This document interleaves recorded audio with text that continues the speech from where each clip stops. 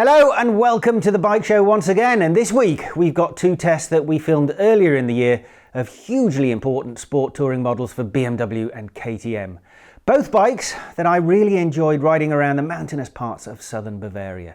First though, let's get into some news which this week concentrates on Yamaha, which has announced the demise of a very successful model. The company has called time on its R6, even though it has pretty much dominated most major national supersport championships and the World Supersport Championship over the past few years. The bike won't be available as a road bike in Europe or America from next year, but you will still be able to get hold of it as a track day only special, along with a massive list of racing options that mean you can quickly and easily make it into a competitive race bike again.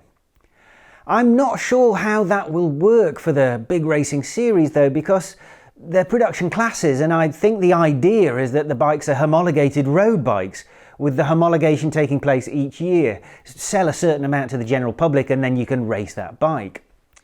The decision to dump the model obviously has nothing to do with its continued racing success. It is patently a superb sport bike.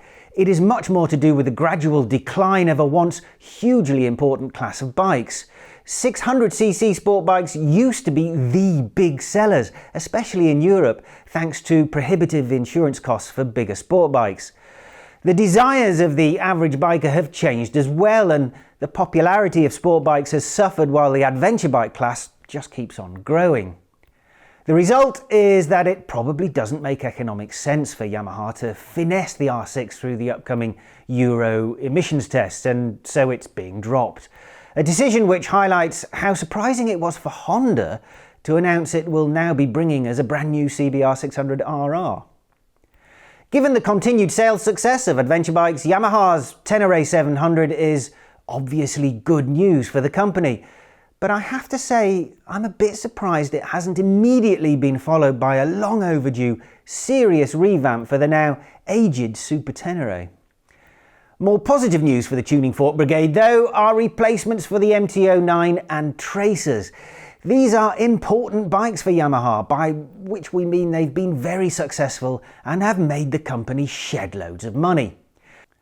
You update models like this and the fear is that you might just ruin what made them so popular in the first place, so it's wise to expect gentle evolution rather than any revolutionary new design or engineering. Having said that, it has been a while since there's been a big update for the models, and so we have some pretty substantial changes to both the engine and chassis to look forward to when they arrive in South Africa in what should be the first half of 2021. Perhaps the most significant break with the past in what is the third update in the MT-09's lifetime is the bike's appearance. The last update in 2017 saw the front end gain a second headlight, but now we've had an even more pronounced face change with the adoption of a single headlight flanked by two vertical LEDs. The 847cc inline triple was always the highlight of the MT-09, and now it's peppier than ever thanks to a small increase of the stroke that takes it out to 889ccs. Horsepower is up by 4 to 118, and the torque also gets a modest 5.5 Nm bump to 93 Nm. More important than the number itself perhaps is that the peak now arrives 1500 RPM earlier than it did. There's a new Delta Box beam frame, new swing arm, fully adjustable forks, a revamped rear shock and some lighter wheels to make the new bike, allegedly, a much more capable sporting tool. To go with all these juicy mechanical updates is a whole new suite of electronics anchored by a 6-axis IMU that allows cornering ABS, cornering traction control, anti-wheelie and anti-slide features. There's also a two-way quick shifter. There will also be an SP version of the MT-09 with uprated suspension, cruise control and cosmetic enhancements like unique paint and a brushed alley swing arm. Update the naked bike and of course you're going to end up updating the closely related Tracer models. The Tracer 900 will now be known simply as the Tracer 9, and there will still be a GT model that gets standard panniers, cornering lights, a unique paint scheme and heated grips as standard.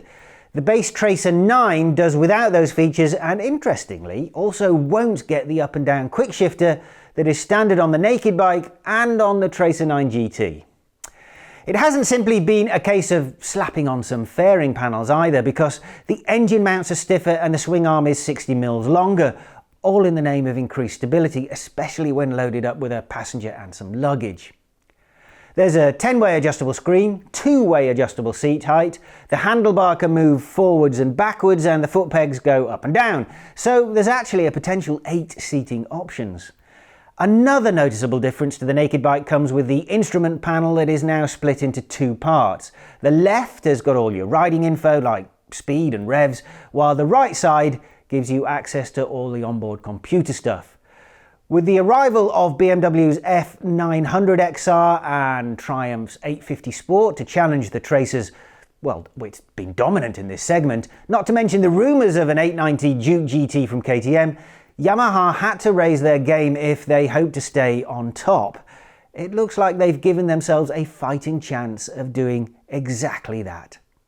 Enough of that then, after the break, one of the best all-round road bikes in the world.